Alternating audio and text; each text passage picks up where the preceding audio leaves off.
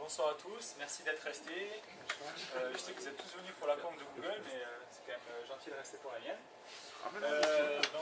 La conf, ça parle des outils que nous propose Android et Google pour débugger et optimiser nos applications. Donc je vais faire un petit tour d'horizon de l'ensemble, en tout cas des outils que nous propose Google, pas de façon exhaustive parce qu'on en aurait encore pour 3 heures de conf. J'ai fait l'impasse sur certains outils, on pourra en parler en post si vous voulez. Il fallait faire des choix, donc je pense que c'est les plus abordables pour commencer, avec certains un peu plus poussés pour des problèmes de performance ou des problèmes de design. Donc je m'appelle Romain Mouton, j'ai 27 ans, je fais de l'info depuis 14 ans, je suis ingénieur depuis 5 et sur Android depuis 3 ans. Donc à la base, je fais du Java, je suis passionné par le Java et je suis tombé dans le monde d'Android à l'école. Du coup, j'ai pas eu l'occasion de bosser dessus et j'ai changé de boîte pour Level Up Studio à Toulouse. Et depuis, je bosse sur Android. Donc, premier outil, c'est Dalvik Debug Monitor Server, DDMS. Qui connaît DDMS? C'est cool, je peux virer la moitié de mes slides. On va voir si vous connaissez tout de DDMS et si vous utilisez bien tous les outils que propose ce service. Donc déjà en premier, le logcat, je pense que si vous connaissez, c'est surtout pour le logcat, ça permet de loguer des informations sur votre application. Donc on a différents niveaux de verbosité, donc verbose, debug, info, warning, error, insertion. Ça nous permet d'avoir différents niveaux d'information, donc de l'information à l'erreur. Ce qui est pratique, c'est que dans la console de DDMS, on a une couleur différente par type de filtre, ce qui permet d'avoir du rouge pour les erreurs qui se voient plus facilement que le vert d'information. Ce que j'ai vu dans certains projets, c'est utiliser les filtres pour les couleurs. Donc pour que ça se voit mieux, on utilise le rouge, pour que ça se voit mieux, on utilise le verbose. Le problème, c'est que si quelqu'un reprend votre projet, il voit du rouge dans la console, lui il croit que c'est une erreur, alors que vous avez juste affiché un message de debug que vous avez oublié d'enlever. Donc pensez vraiment à l'utiliser vraiment pour la raison pour laquelle il a été pensé. Mais avec le logcat, on peut faire aussi des trucs un peu plus poussés, comme l'utilisation d'expressions régulières. Par exemple, là, vous pouvez utiliser dans le champ de filtre une expression régulière qui permet de supprimer tous les messages de la virtual machine Dalvik, qui permet facilement de virer ces messages-là si vous êtes pollué dans la console par ce genre de messages. Mais vous pouvez faire des trucs un peu plus compliqués, comme par exemple supprimer tous les messages qui ont pour tag Wi-Fi, Art ou Activity Manager. L'intérêt premier, c'est surtout, il y a bon nombre d'applications qui continuent à loguer des informations même en prod. Donc si vous débuguez avec votre téléphone perso, vous vous êtes sûrement retrouvé confronté à avoir énormément de messages d'applications diverses qui continuent à loguer alors que c'est une appli de prod. Et donc vous pouvez vous faire un petit filtre comme ça où vous rajoutez au fur et à mesure les différents tags, les différents PID, les différents process que vous voulez, des messages que vous voulez blacklister. Ça vous permet d'avoir une console un peu plus propre, même si vous avez la possibilité de filtrer par process pour débugger que votre appli. Il y a certains cas de figure où vous avez besoin d'avoir la console entière de l'ensemble du système. Le système déjà est très verbeux d'Android, c'est pour ça qu'il y a quand même pas mal de choses qui peuvent être pratiques de cacher. Mais ce qui peut être pratique aussi de cacher, c'est vraiment les applications diverses qui peuvent polluer un peu la console. Ça, c'est pour le logcat. Je pense que c'est le premier truc que vous avez dû connaître sur DDMS quand vous avez commencé à dev sur Android. DDMS, je pense que quasiment tout le monde l'utilise dans son IDE. Il est aussi utilisable en ligne de commande classique puisque c'est un tools. Donc c'est quasiment la même interface et ça propose quasiment les mêmes options. La deuxième option qui pour moi celle peut-être la plus utilisée, ou j'espère en tout cas de DDMS, c'est de pouvoir voir la heap de son process. Donc par défaut la heap n'est pas affichée, donc il suffit de cliquer sur un bouton dans DDMS pour l'afficher sur le process que vous voulez analyser. Et dans ce cas-là, vous avez la mémoire allouée à l'heure actuelle, mais au moment où vous avez demandé la heap, la mémoire totale. Et vous avez surtout la possibilité de forcer le garbage collector de passer. Donc ce qui peut être pratique dans un premier temps, c'est par exemple lancer son application, updater la heap, lancer un garbage collector, sortir, relancer un garbage collector et de voir la différence de mémoire allouée. Si vous apercevez que votre process en mémoire a monté 10 mégas, le garbage collector en a vidé que 2, vous avez potentiellement 8 mégas de mémoire allouée en leak. Donc je ne dis pas qu'il y a forcément 8 mégas, mais ça peut être une source. Donc du coup ça vous permet très facilement de voir si oui ou non vous avez des problèmes d'allocation mémoire. Notre outil Network Statistique, qui connaît, qui a déjà utilisé? Personne, trop bien. Vous voyez, vous ne connaissez pas tous les DNS par cœur. Donc Network Statistique, comme son nom l'indique, c'est pour débugger des problèmes liés au network. Les problèmes liés au network, c'est pas forcément facile à débugger. Il y a une outil simple dans des DNS qui permet de le faire. Il faut savoir que de base, toutes les classes dans le système Android sont déjà implémentées avec cet outil-là.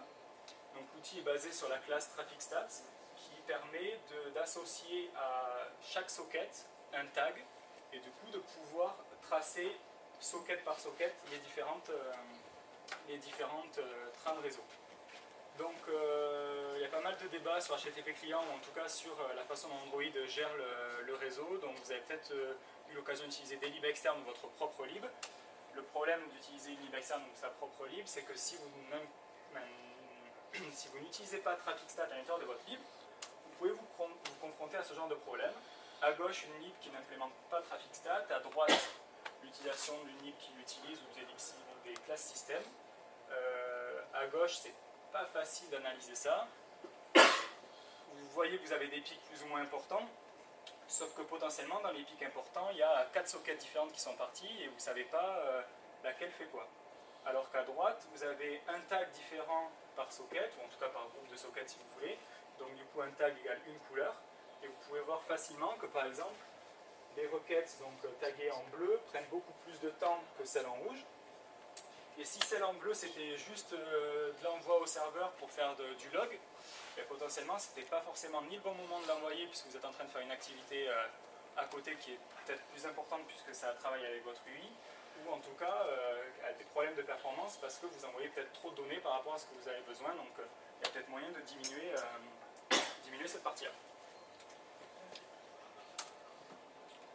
Allocation tracker, encore un outil qui est inclus dans des DMS, qui connaît, qui utilise. Quelques-uns.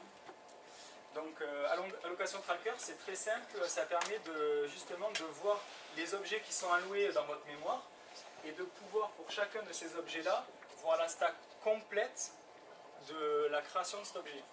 Donc par exemple là on voit qu'en mémoire on a 12 bitmaps qui ont l'air identiques, ou en tout cas qui ont un poids semblable. On peut voir dans un deuxième panel en dessous la stack complète de création de cette bitmap et de cet objet-là, et de remonter vers la ligne de code qui vous appartient, ou la lib que vous utilisez qui gère ce truc-là, et vous apercevoir que potentiellement vous avez un problème dans cette ligne-là.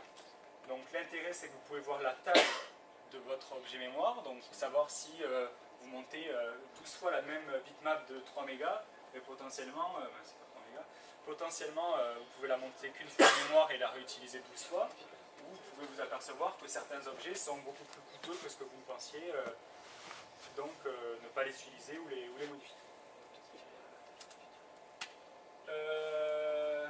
Les threads, qui utilisent la vue thread de DDMS.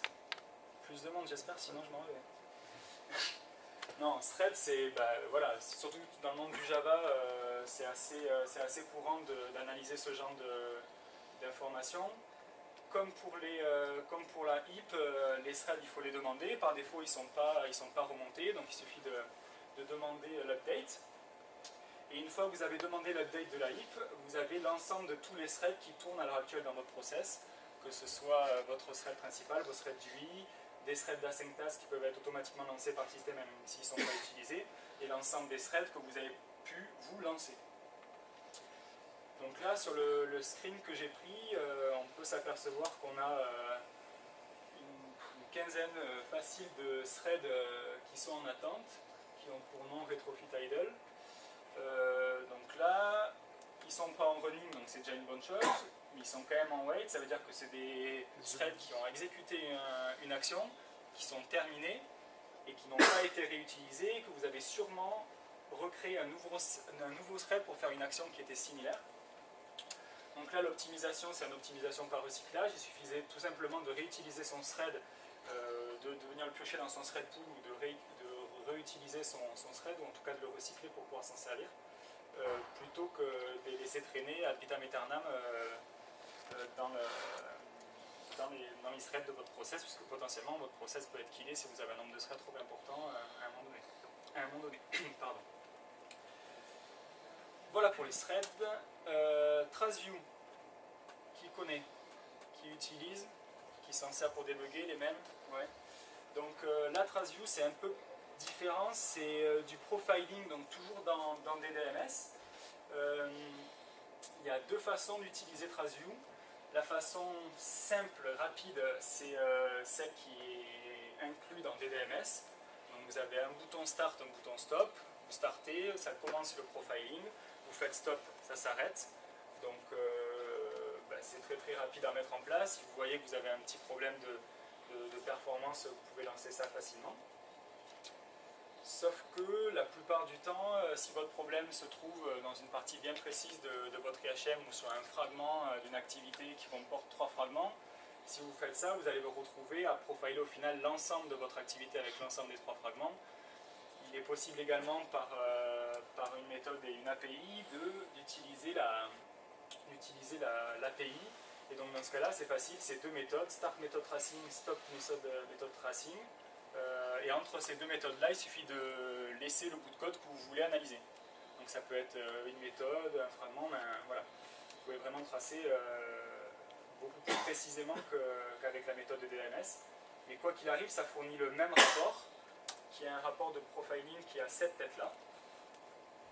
Donc on a une échelle de temps confrontée aux différents threads à gauche. Sur chacun des threads, on voit les différentes actions qui ont été lancées. En noir, c'est le fond général pour afficher les différentes couleurs de traitement.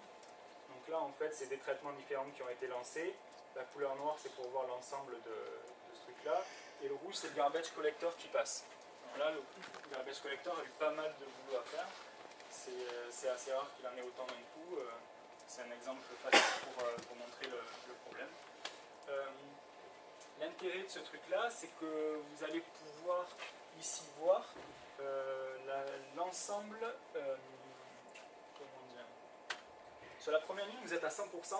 C'est parce que ça prend 100% du temps. Forcément, ce que vous avez profilé, que ce soit un profiling de 3 secondes ou de 3 minutes, il faut bien que vous retrouviez l'ensemble des 3 minutes d'activité. Et sur ces 100%, après, ça va être découpé suivant les différents objets qui ont été instanciés avec le temps occupé. Donc là, par exemple, sur 100% d'activité, on voit que 65% du temps a été occupé par une méthode printStream, println. Donc potentiellement, ça peut être intéressant d'investir sur quel est le pourquoi de ce temps important. Ça peut être normal si jamais ce temps-là, si ce que vous avez profilé, c'est vraiment que cette partie-là. Potentiellement, il peut y avoir un problème sous-jacent. Donc vous pouvez cliquer sur cette ligne-là, donc la ligne println, donc la première ligne en vert, ou la deuxième si on ne compte pas le total. Et donc là, vous allez avoir l'ensemble de tous les fils de cette méthode. Donc là, on voit que sur 65% du temps, 53 ont été utilisés par une méthode string.valueof et 46 par le vrai print. Donc potentiellement, on pensait que le problème venait du print en lui-même, mais au final, c'est plus ou moins la moitié du temps. Donc potentiellement, le problème viendrait de valueof. Et si on redéplie valueof encore une fois, on s'aperçoit que sur ces 35% du temps, en fin de compte, quasiment tout le temps est pris par une méthode qui est JSONObject.toString, une méthode qu'on a sûrement déjà tous utilisée si on a fait du JSON. Et on voit quoi? Que potentiellement, on a appelé trop de fois cette méthode, ou en tout cas qu'on a voulu s'analyser dans une share preferences, par exemple, un JSON un peu trop volumineux, et pour simplifier la vie, on a dit, bon, on fait un JSON.toString, on sauvegarde le toString en share preferences, c'est pratique, on le récupère, on fait l'opération inverse. Sauf que ça nous a pris 4 secondes, on a skippé 8 frames pour arriver à faire ça, parce qu'on a fait sur thread 8, parce que les share preferences ont considère que c'est rapide, on s'en fout de le faire sur un autre thread. Et donc on se rend compte que notre application lag parce qu'on est en train de déplacer une liste et que c'est en train de gratter sur la mémoire. Donc là, c'est un outil qui nous permet facilement de comprendre quelle est la cause d'un problème et en tout cas de comprendre quelle est la méthode qui pose vraiment problème, sachant qu'on a une stack complète, non obfusquée puisqu'on est encore en dev, des différentes méthodes qu'on utilise. L'overdraw. Ah, qui connaît l'overdraw? Alors l'overdraw, c'est pas un outil, mais ça va me permettre de montrer un outil par la suite. L'overdraw, c'est placé dans l'optimisation, là pour le coup du UI, pas l'optimisation de mémoire ou l'optimisation de performance moins technique en tout cas, mais c'est lié. C'est le principe de dessiner un pixel sur un autre pixel. Donc je ne parle pas de transparence. Donc si un pixel blanc est dessiné et que dessous on a un pixel rouge, étant donné que le pixel rouge on ne le verra plus, potentiellement ce pixel n'était pas à dessiner. Donc ça veut dire que typiquement vous avez une application avec un background qui est complètement blanc, vous dessinez un bouton par-dessus qui est rouge, et au final, sous cette surface-là, la partie blanche n'était pas utile. Bon, dans ce cas de figure, on ne va pas faire grand-chose, on ne va pas s'amuser à essayer de faire avec un design de découper autour du bouton pour pas que ça soit superposé. Mais c'est important de savoir que si on a trop d'overdraw, potentiellement notre application peut mettre du temps à s'afficher parce que le GPU passe énormément de temps à dessiner des pixels qui ne seront pas visibles à l'écran. Donc pour ça, dans les options développeurs de votre téléphone, vous avez une option qui s'appelle justement Show GPU Overdraw, qui permet de transformer votre application en une boîte colorée qui va du transparent au rouge foncé. Le transparent, c'est un pixel qui a été dessiné une seule fois. Le bleu, c'est un pixel qui a été dessiné au moins une fois, c'est-à-dire qu'il y a un autre pixel dessous qui a été dessiné. Vert, rouge et rouge foncé. Donc Android conseille un overdraw max de 2x, donc c'est le vert. Ça veut dire que si vous êtes sur du rouge, donc c'est rouge clair, c'est-à-dire que potentiellement vous avez un problème d'overdraw dans votre application. Si vous êtes sur du rouge foncé, dans la doc il y a marqué Fix it, il y a vraiment un problème. Donc c'est sûr que ça, si l'overdraw vous l'avez sur une icône en haut à droite de votre application, c'est pas très gênant. Si par contre vous avez une couleur rouge foncé sur 70% ou 80% de votre application, là ça peut poser un problème parce que potentiellement vous êtes en train de faire de l'imbrication de layout et de l'imbrication de vue qui ne sont au final pas visibles à l'utilisateur. Donc un exemple concret que j'ai eu justement sur l'appli sur laquelle j'étais, c'est Beautiful Widget. Ça c'était le menu de Beautiful Widget. Donc là ce qui se passe c'est que j'ai activé les options développeurs, donc c'est pas le design tel qu'il est vraiment, sinon ça serait pas très joli. C'est le design tel qu'il est après l'option overdraw utilisée. Et là on voit très bien que toute cette partie-là, on est sur du rouge foncé. Ça veut dire que sur cette partie-là, on a au moins 5 pixels qui sont dessinés, donc 4 qui ne se voient pas. Là on est sur du bleu, là on est sur du transparent. Donc là c'est très bien, ça veut dire que j'ai juste la couleur de fond et par-dessus du texte. Sauf que là j'ai sur le vert ici, parce que j'ai une petite ombre, j'ai encore de l'overdraw. Là j'ai du bleu et là j'ai du rouge. Donc ça veut dire que cette partie rouge, étant donné que c'est quand même une grande partie de l'écran, il y a moyen d'essayer de la réduire. Donc je vais vous montrer comment la réduire et je vais vous montrer le résultat avant. C'est ce genre de résultat. C'est qu'au final, entre l'écran de gauche et l'écran de droite, pour l'utilisateur, c'était le même rendu. Il ne s'est pas aperçu de la différence. Sauf qu'au final, j'ai enlevé au moins 2 vues qui m'ont permis de diminuer l'overdraw et de diminuer le travail du GPU pour dessiner ces pixels qui étaient inutiles. Donc, et la batterie du coup. La batterie aussi, puisque le GPU passe moins de temps à dessiner, donc du coup, vous diminuez forcément, vous optimisez votre application. Dans un menu comme ça, l'overdraw même. L'overdraw, en général, c'est important de vérifier, même si on n'y pense pas forcément, parce qu'au final, on a la couleur qu'on veut, ça marche très bien. On a mis 3 relative layouts imbriqués entre eux, plus 4 text views côte à côte. Et c'est très bien, ça marche. Sauf qu'une text view, ça suffisait, et un relative layout avec pas mal d'options, ça suffisait peut-être. Donc, le problème de ça, c'est que si vous êtes dans une list view, et que dans une list view vous avez une image, sous l'image un background, et sous le background la couleur de la list view, et encore dessous le background de l'application, potentiellement quand vous allez scroller, vous allez voir que votre GPU passe tellement de temps à dessiner les pixels que vous allez encore skipper des frames parce que vous êtes sur le thread view pour dessiner ça. Pour ceux qui aiment un peu plus le hardware, il y a deux types de GPU sur nos devices. Il y en a un qui sait gérer l'overdraw parce que avant de dessiner, il calcule tout, donc il voit qu'il y a deux pixels qui vont se superposer, donc il ne dessine pas le premier, sauf que l'autre ne sait pas faire. Ça veut dire que sur certains téléphones, quand vous testez, vous avez potentiellement pas la même sensation de lag. Donc le Nexus 7, si vous en avez une, est très bien pour ça parce qu'elle ne sait pas gérer l'overdraw. Donc c'est assez pratique pour tester, de voir que ça rame sur une Nexus 7 alors que ça ne rame pas sur un Galaxy S4. C'est parce que potentiellement, j'ai dit deux téléphones au hasard, je ne sais pas si le S4 a le même GPU. En tout cas, voilà, c'est pas forcément dit que si ça rame sur un téléphone, c'est pas forcément que à cause du processeur de la RAM. La Nexus 7, même la dernière La dernière, je sais pas, j'ai pas regardé les specs, mais la première, ouais, sûr.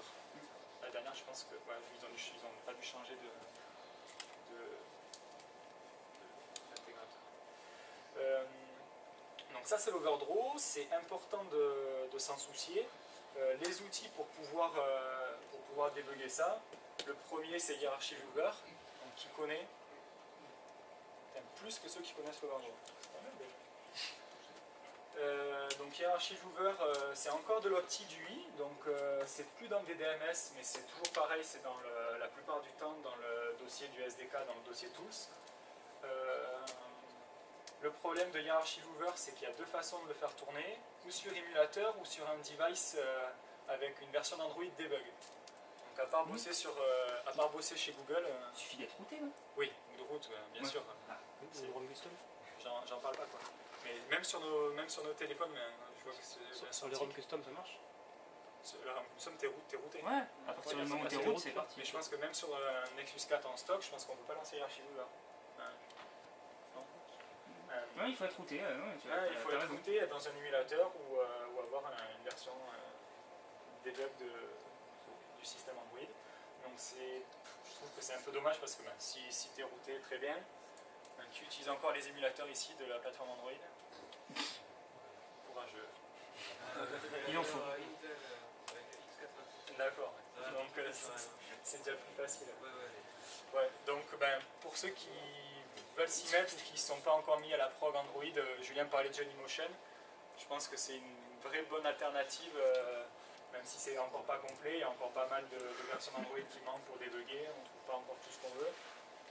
Il y a le problème avec Google des services, mais vous débrouillerez pour faire en sorte que ça marche. Mais ouais, c'est vraiment pratique et c'est vrai que Hierarchy Viewer, même dans un émulateur, c'est assez pénible à utiliser. Mais Romain Guy, qui connaît Romain Guy? Personnellement?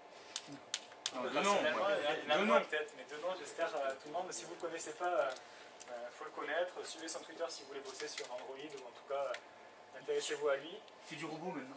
Ouais, il s'est barré. Il a fait un truc pas mal qui s'appelle ViewServer. Donc si vous ne connaissez pas, c'est facile. C'est une petite lib qui s'intègre dans votre APK et ça fait passer votre application pour un téléphone routé ou en tout cas un émulateur.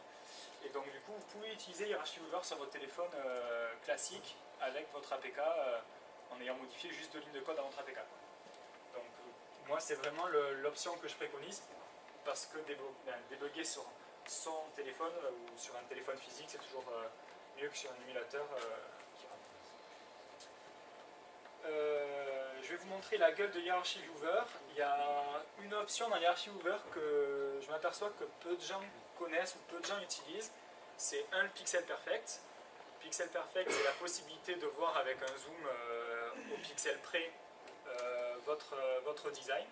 Donc ça vous permet de voir, donc ça faut pas le dire aux graphistes, par exemple ceux qui bossent avec les graphistes, sinon ils sont toute la journée sur l'outil Pixel Perfect et ils vous râlent pour deux pixels qui sont plus alignés. Déjà qu'ils le voient à l'œil chez nous, alors avec cet outil là on ne peut pas leur dire. Donc Pixel Perfect, ça vous permet vraiment de voir l'alignement de vos designs, de voir chaque couleur de chaque pixel vraiment avec un zoom parfait. Et comme c'est fait après le rendu de votre vue, vous avez vraiment un rendu pixel perfect, donc parfait de votre design. Et ce qui est aussi super pratique, que peu de gens utilisent, c'est que toutes ces vues, ça peut être exporté sur un PSD, où vous avez un layer par vue, avec le layer qui est visible ou masqué suivant votre visibilité de votre vue, si elle est en gun, en invisible ou en visible.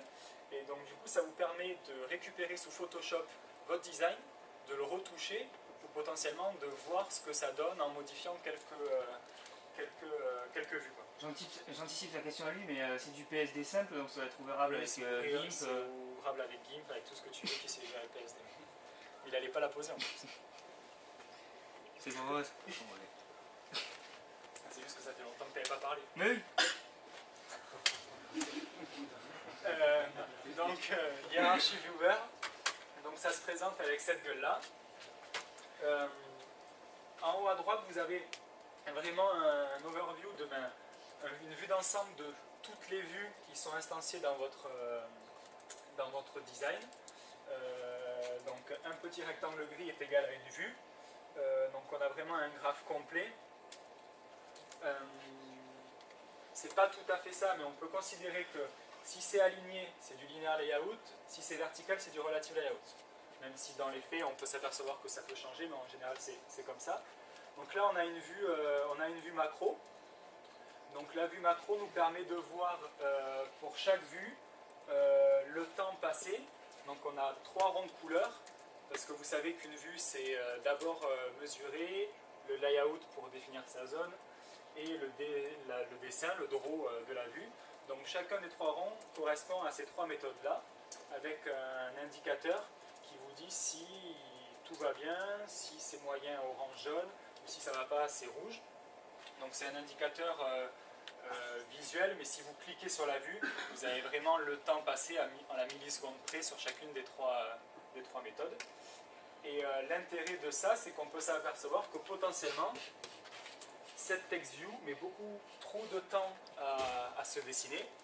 Donc, est-ce que c'est normal? Est-ce que c'est parce qu'elle utilise Drawable? Est-ce que c'est parce que c'est votre propre text view et que dans le on-draw de cette text view, vous instanciez 4 fois un objet paint qu'il ne faut absolument pas faire?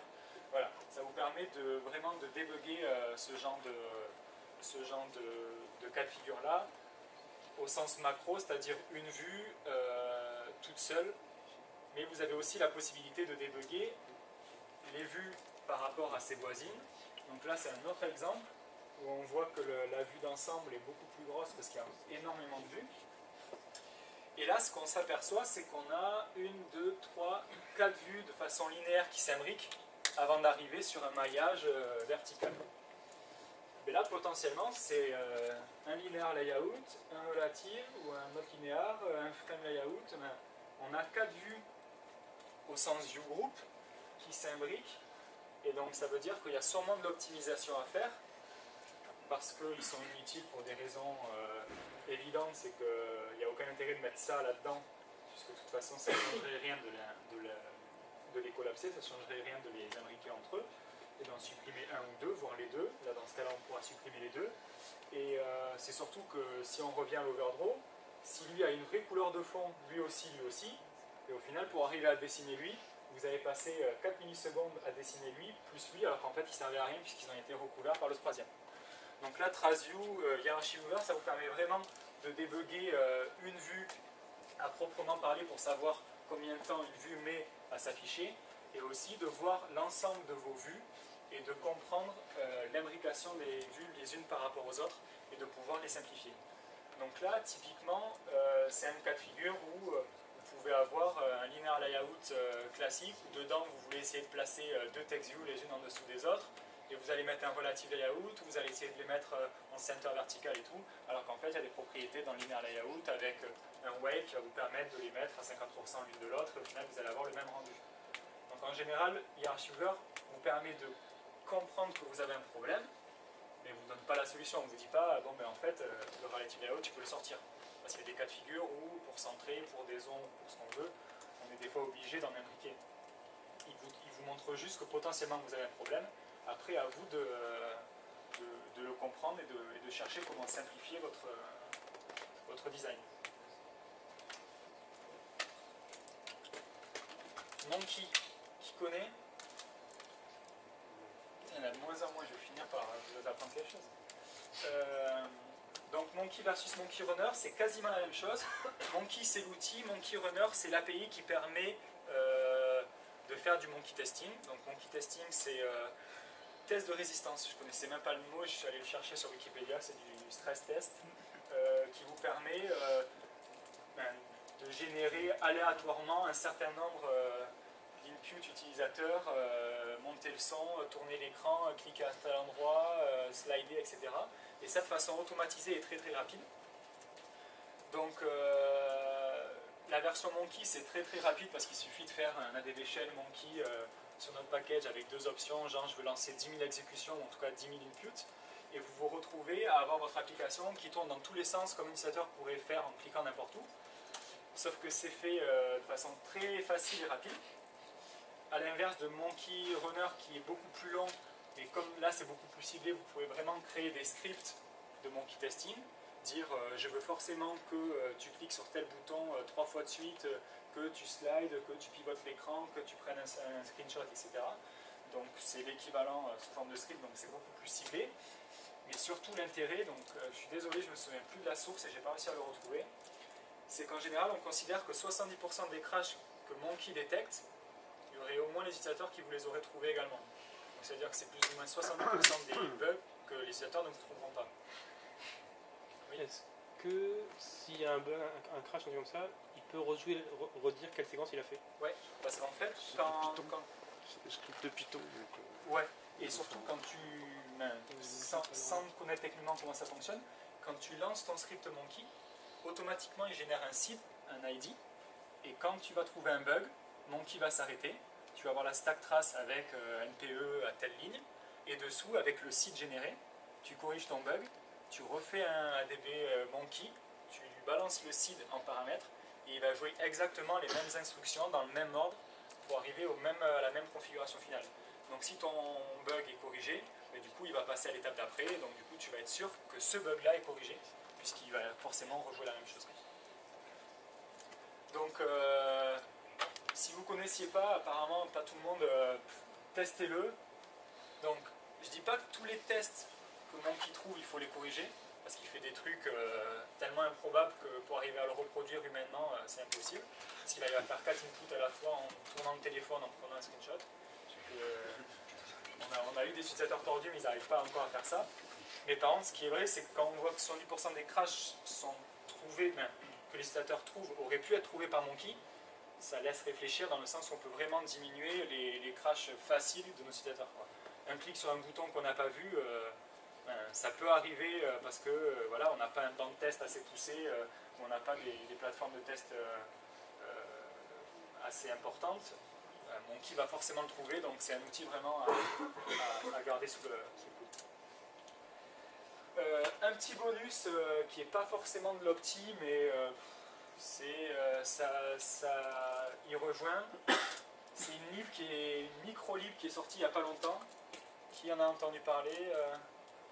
Bon, c'est assez récent. C'est encore fait par les petits génies de chez Square. Donc, certains doivent connaître. C'est Action Bar Sherlock, Jack Wharton et compagnie. Si vous avez déjà fait une app Android, si vous avez déjà été amené à gérer la traduction de votre app, il y a un problème assez récurrent, c'est le positionnement des paramètres dans le fichier qui gère les chaînes de caractères, donc le fichier string.xml. Et on se retrouve souvent avec ce genre de cas de figure. Donc on a déclaré une chaîne dans notre fichier string.xml avec 3 paramètres, donc 3 champs à remplacer. Et le problème, c'est que quand on envoie ça au traducteur, lui il voit cette chaîne-là, ben, il voit 2 paramètres consécutifs, il ne sait pas à quoi ça correspond, et surtout il ne sait pas dans quel ordre les mettre. Et entre la France et les pays anglo-saxons qui ne mettent pas les mots dans le même sens, ben, potentiellement vous avez un problème dans votre code.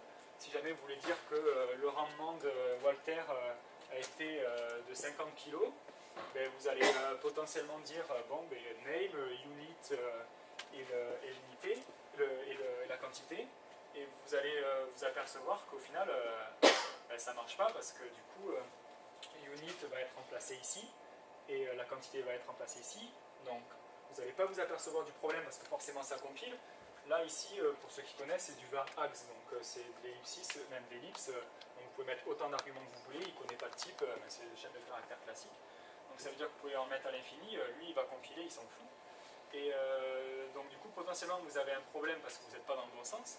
Et même si vous êtes dans le bon sens, si le développeur français va traduire cette chaîne de caractères, et comme il ne sait pas à quoi ça correspond, il n'inverse pas ces deux termes-là, et forcément vous avez une chaîne en français qui ne veut rien dire parce que ça va dire le rendement de Voltaire est de 2,50 kg.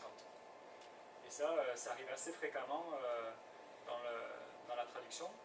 Donc ce que fait cette petite lib, c'est pour éviter ces problèmes de traduction, c'est déjà ce qu'il faut essayer de faire au maximum, c'est d'essayer de trouver l'erreur le mieux à la compilation ou au pire à l'exécution, mais surtout s'en rendre compte le plus tôt possible. Donc c'est au lieu d'utiliser le système par $1, $2, $3 pour identifier des paramètres de façon numérique, on va nommer notre chaîne à remplacer par un nom qui a plus ou moins de sens.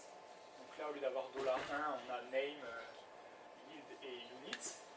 Et donc du coup, pour l'utilisation de la lib, au lieu de faire un getString de ma chaîne de caractères, virgule, mes 3 arguments dans un ordre où je ne sais jamais dans quel ordre c'est, il faut que je retourne dans mon fichier, ben là vous dites j'instancie ma chaîne de caractères et je remplace unit par ma variable unité, name par ma variable nom, etc. Donc l'erreur est ou à la compilation, s'il vous manque, si vous vous êtes trompé de... Pardon, si vous n'avez pas mis le bon type, si vous avez mis un int ou quoi que ce soit, mais surtout à la compilation, si jamais il vous manque name et que là-dedans name est trouvé, quand vous avez lancé le truc, ça va planter parce qu'il va dire vous avez oublié de remplacer la variable name, le entre accolade name, donc il me le faut. Donc c'est une seule classe Java, c'est assez pratique à utiliser. Si vous avez une application qui est menée à être traduite et qui utilise souvent ce genre de choses, c'est assez facile à utiliser, quoi. Cette lib, pour info, avant d'être publiée, c'était une des questions d'entretien d'embauche à Square, parmi les nombreuses questions. Il disait, bon mais voilà, on a un problème avec le fichier string.xml classique, qu'est-ce que vous utiliseriez pour pallier à ce problème? Vas-y, démarre-toi à répondre. Mais ils attendaient ce genre de réponse, quoi.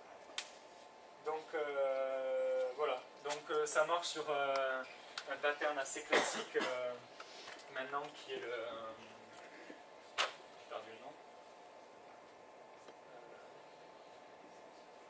Qui va m'aider.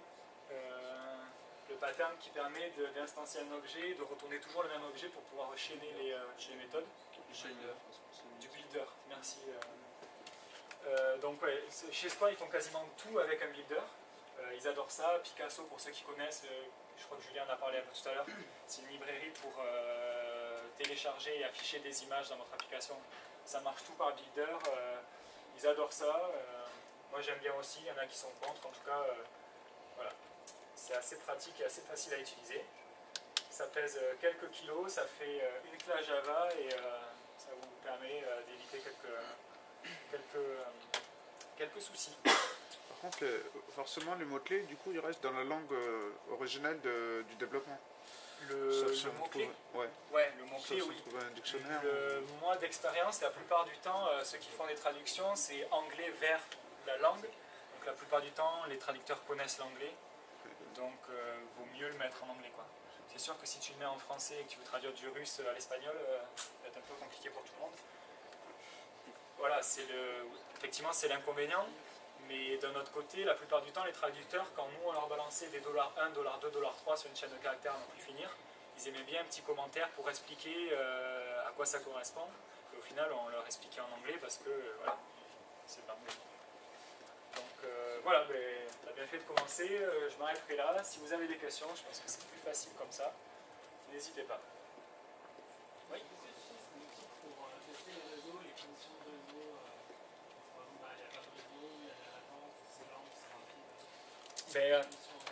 J'en ai pas parlé parce que c'est vrai qu'il y a tellement d'options dans les outils DDMS que DDMS le fait. Donc c'est-à-dire que quand tu lances un émulateur, tu peux demander à démarrer un émulateur avec une simulation de réseau pourri, une simulation en Wi-Fi, une simulation en 2G.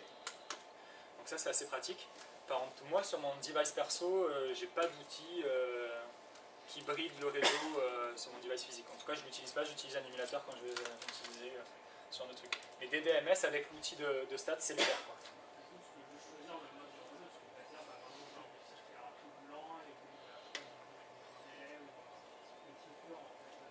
Tu peux demander de simuler de la 3G, du Edge. Donc au final, ça revient un peu à dire que ton réseau il est plus ou moins latent, quoi. Par contre, tu peux pas dire ben, simule-moi un ping et une latence de 3 millisecondes forcément par requête. Si, tu peux aussi. Si. Voilà, tu vois, tu as tout dans les DMS. Encore une fois, c'est l'outil magique, les DMS. J'ai présenté quasiment que des outils d'Android parce que pour moi, ils sont quasiment suffisants. Il y en a d'autres qui sortent avec un Hierarchy Viewer en 3D et tout, pour ceux qui connaissent. C'est bien, mais c'est plus ou moins gadget.